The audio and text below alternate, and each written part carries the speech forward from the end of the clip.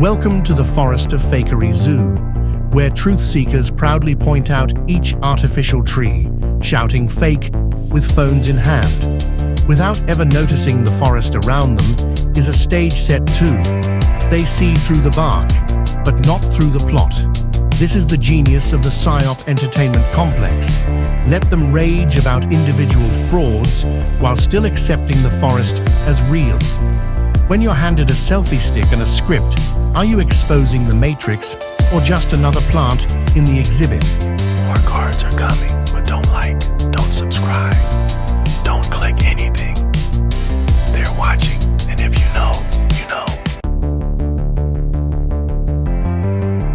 In 1963, months before the infamous motorcade in Dallas, JFK, Jackie, and members of the Secret Service shot a short horror film while vacationing on Cape Cod, complete with fake blood, screams, and dramatic death scenes. It was uncovered years later in a Vanity Fair article and promptly forgotten. Was it just presidential play acting, a cosmic joke from the universe, or maybe a warm-up, a low-budget rehearsal before one of the most infamous acts ever broadcast to a stunned and hypnotized public?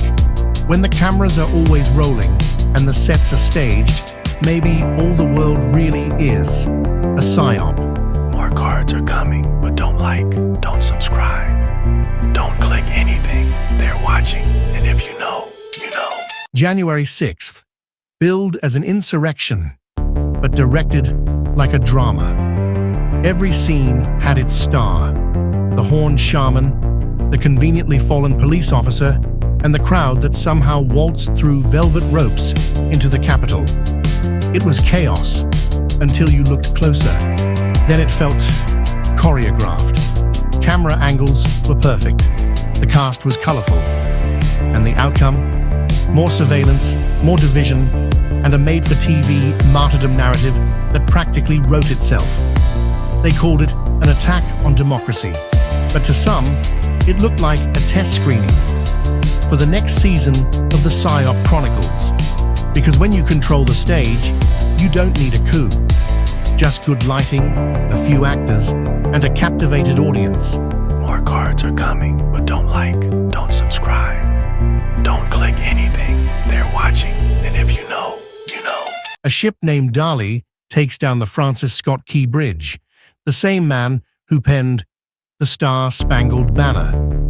And the media echoes, "Oh, say, can you see? But what are we looking at? And who's writing the script?"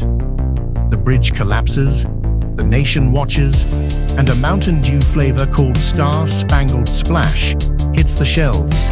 Just a coincidence, or a poetic brand tie-in? Meanwhile, the Francis Scott Key statue vanishes from its spot near the Golden Gate Bridge, replaced by modern idols. Could this be foreshadowing, a symbolic wink, or just another psychological breadcrumb left by the Psyop Entertainment Complex? When life starts to feel like predictive programming, it might be time to stop asking what's real and start asking who's writing the story. More cards are coming, but don't like, don't subscribe, don't click anything. They're watching, and if you know, you know. Don't look up. No, really, don't. You might see the same thing you saw last week. Another flaming meteor, a rogue satellite, or maybe just a Chinese balloon with bad PR.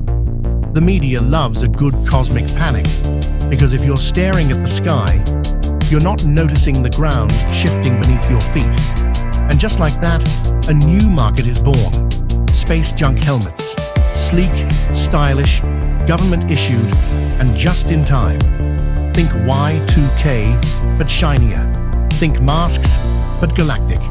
Because when fear is on sale, the first thing they sell you is the gear.